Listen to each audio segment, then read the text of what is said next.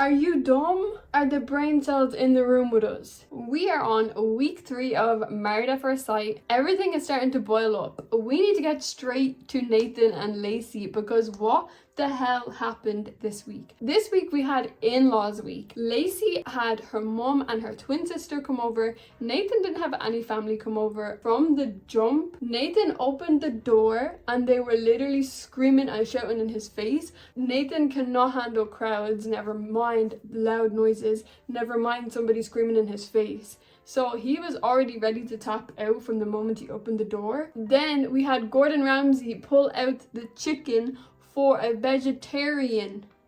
Lacey explained he's actually vegetarian, he can't eat chicken. She acted like he was some cannibal, like she had never met a vegetarian in her life. She couldn't believe it. Lacey proceeded to leave Nathan on his own with her mum because she was going to buy wine with her twin sister. So Nathan was left there in a vulnerable position with a stranger that didn't like him. And I know Nathan is not a child. You shouldn't be leaving him on his own with your family. He just met them 2 seconds ago. Lacey's mom was trying to force him to cut up the chicken, even though he told her, I'm vegetarian. She was like, so am I gonna do everything here? Like, you invited me here to be your guest. And it's like, bro, don't eat then because I am not touching your raggedy slimy chicken. And Nathan is very blunt like that. Like, he doesn't care. He's gonna tell you what's on his mind. But Lacey's mom then started pressing him again about the wedding, talking about, do you still like Lacey's twin? Like, you know, that was so messed up for you to say, well, when you seen her. And Nathan was like, yeah, she's beautiful, but me and Lacey have something going on. Like, I like Lacey, I'm married to Lacey, I'ma get to know her. And the mom was like, oh my god, how dare you, you can't say she's beautiful.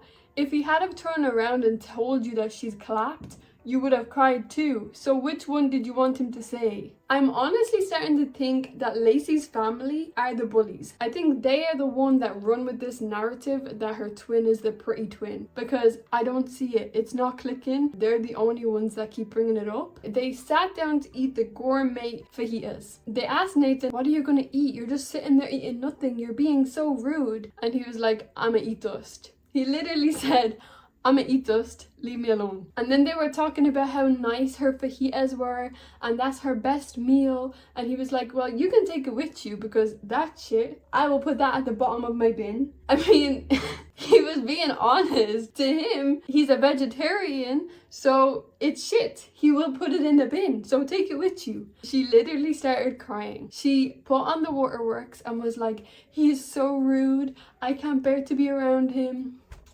Listen, Nathan and Lacey are not going to work. They've got a few weeks left maybe in them, and they're not going to work because Lacey's life is controlled by her mum and her sister. So you've heard of her first. Lacey and Nathan are not lasting. I felt so bad for Nathan because you could just see in his face, he was standing there looking at her like, what am I supposed to do in this situation? This woman is insane. I would think as a mother of someone with ADHD, she would know how to treat Nathan, and she just didn't. She treated him with such little respect. This week, we also seen Kieran open up to Christina, and honestly, it broke my heart. Kieran opened up to Christina and told her he stamps out his emotions because of past relationships, and he also knows that Christina is an emotional person, so he doesn't want to add to her emotions, which is just such a sad situation. He told a story that when he was with his ex-girlfriend, if he got home from work too early, she would make him sit in his van because he was too much for her. What type of human being does that to another person? It makes sense why he questions himself so much. I think they're both so worried about being too much for each other, and honestly I think they're a perfect match. I think their insecurities are going to start getting in the way. This week, Casper actually had some nice things to say about Emma, and I was happy to see it because he's finally getting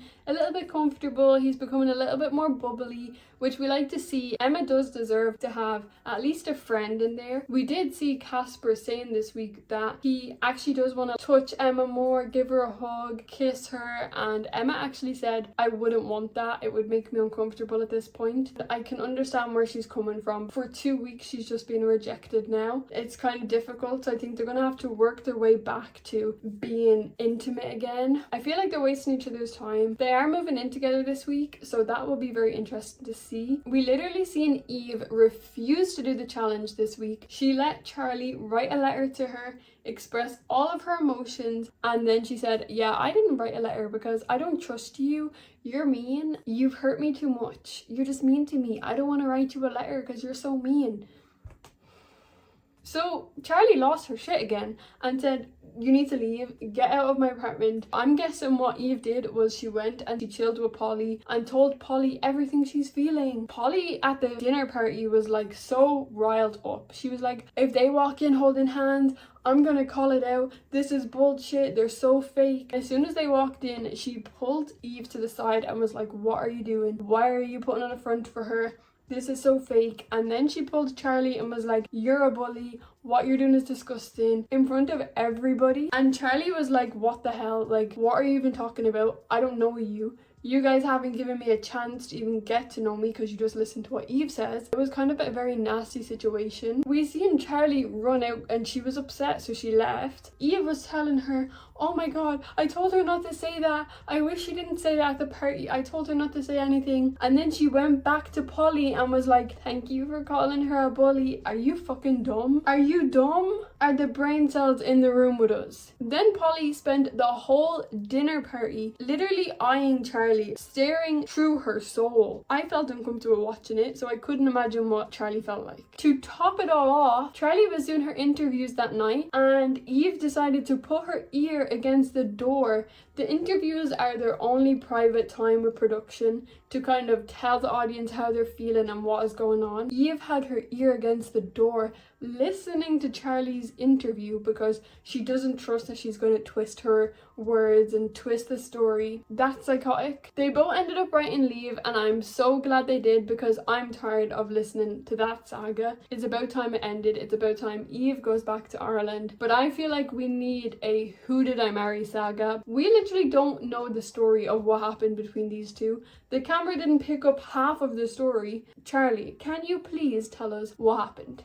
I don't want to hear Eve's side because she's clearly a liar. Now we're at Polly and Adam. Honestly, I'm gonna be so honest with you, I don't know why we're still here. I don't know why we're still here. Spoiler alert, they both write stay again. Why did they both right, stay? Why after 3 weeks are we still here? We literally seen at the dinner party, she asked Adam a question from the honesty box. He kind of heard the question wrong, and when he tried to say like, can you say the question again? I didn't hear it properly. She literally just kept telling everybody to shut the F up. Anytime somebody opened their mouth to try and help the situation, she was telling them to shut up, including Adam. Sorry, if you speak to me like that, nothing's gonna work. I'm just gonna leave. That's it. Again, like all of the girls do in this season, they turned the tears on and left the room. At the commitment ceremony, the experts went all in on Adam again, and honestly I don't actually know what they want to get from Adam.